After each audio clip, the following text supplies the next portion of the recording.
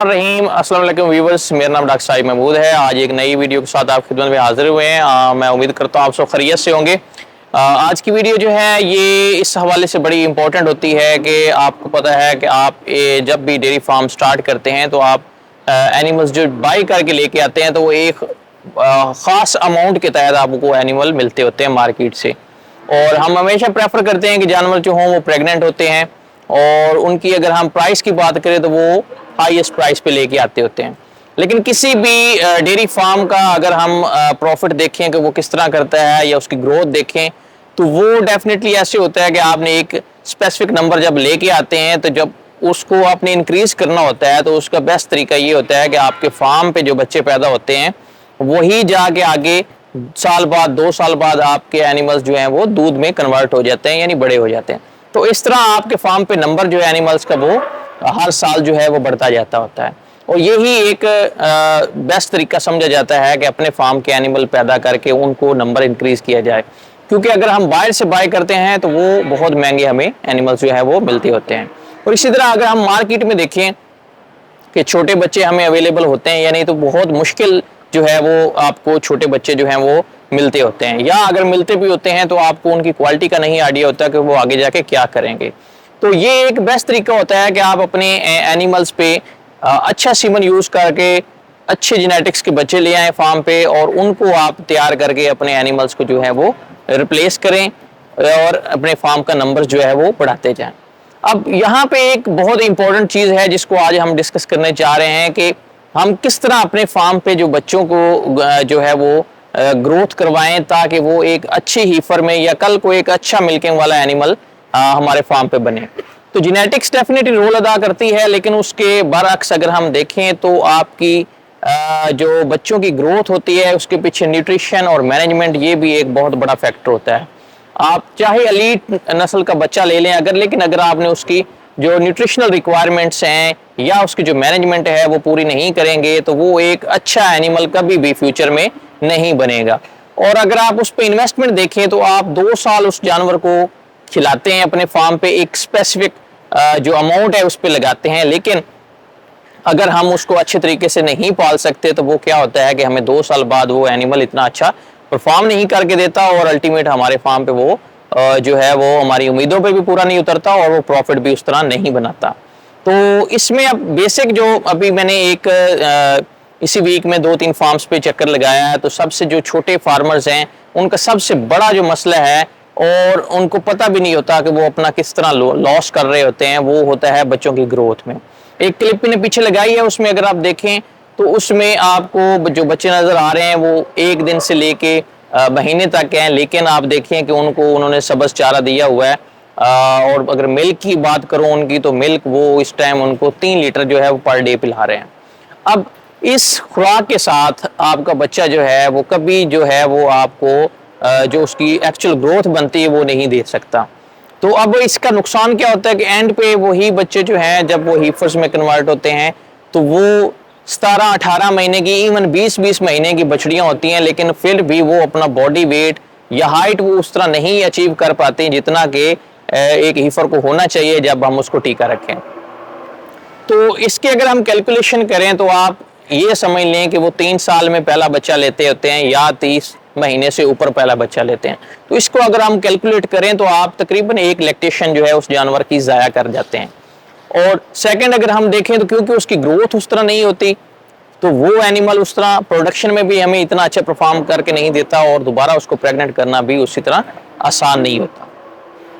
तो इस वीडियो में जो बेसिक चीज़ मैं समझाना चाह रहा हूँ ख़ास करके छोटे फार्मर्स जहाँ पे वो इन चीज़ों पर ख्याल नहीं रखते या उनको पता नहीं होता, तो उनके लिए ये वीडियो है। ये आप बच्चे जो देख रहे हैं ये अभी 3 महीने के होने वाले हैं, ऑलमोस्ट 2-3 दिन इनके पड़े भी हुए हैं। और अगर हम इनकी ग्रोथ की बात करें तो आप ये सामने खड़े हैं कि बच्चों की हाइट और शाइनिंग और ओवरऑल लेंथ, तो मतलब ये या बच्चा नॉर्मली अगर आप वेट की बात करें तो 130-140 किलो पे ये जाके वीन होता है। तो ये किस तरह हम इतना वेट अचीव करते हैं? जेनेटिक्स तो डेफिनेटली इसके बैकअप पे है ही, लेकिन इसके साथ जो इसकी फीड है, इसकी मैनेजमेंट है, वो बड़ी ही यहाँ पे जो है वो सिस्टमेटिक लेके हम चलते होते हैं।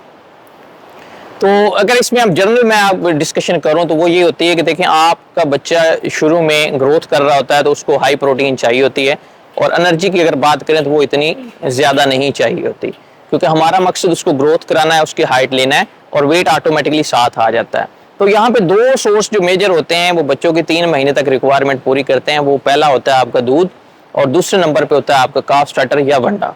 तो आप ये चीज़ बड़े ज़हन में रखें कि एक तो दूध की क्वांटिटी जो है, कितना आपने बच्चे को दूध पिलाना है, वो बड़ा मैटर करता है। अगर आप कम पिलाएंगे तो उसकी रिक्वायरमेंट पूरी नहीं होगी, अगर आप ज़्यादा पिलाएंगे तो वो उसको डायरिया की तरफ ले जाता है, और वो भी आपके जाके लॉस का बायस बनता है। तो ये बड़ी आपने वेट के हिसाब से जो है वो आपने मेजरमेंट करनी है कि कितना दूध पिलाना है बच्चे को, और इसके साथ जो अब मेन इंपॉर्टेंट चीज़ होती है वो होती है आपका काफ स्टार्टर या वंडा। तो वो आपने देखना है कि उसको कितने प्रोटीन वाला वंडा आपने वो प्रोवाइड करना है। तो नॉर्मली जो लोग कमर्शियल वंडा यूज़ करते हैं, तो अगर आप उनकी प्रोफाइल देखें तो वो नॉर्मली 20 से 21 सीपी वाला होता है। लेकिन अब ये भी हमें कंफर्म नहीं होता कि वाकई ही जो कंपनी हमें रिकमेंड कर रही है वो उतना है उसमें। तो उसका बेहतर तरीका ये होता है कि आपने अगर कमर्शियल वंडा ही डालना है तो आप उसकी एनालिसिस करवाएं, उसमें आपको पता चल जाएगा कि वाकई ही अगर कंपनी क्लेम कर रही है 21-22 सीपी वाला वंडा तो वाकई इतना है या नहीं है।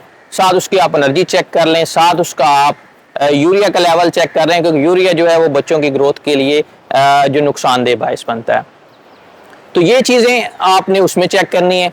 अब इससे बेस्ट तरीका क्या है? बेस्ट तरीका ये है कि आप अपनी फार्मूलेशन करें और उसको आप अपने बच्चों पर यूज़ करें, तो उसका डेफिनेटली जो है वो जो इम्पैक्ट आएगा वो बहुत एक्सीलेंट आएगा।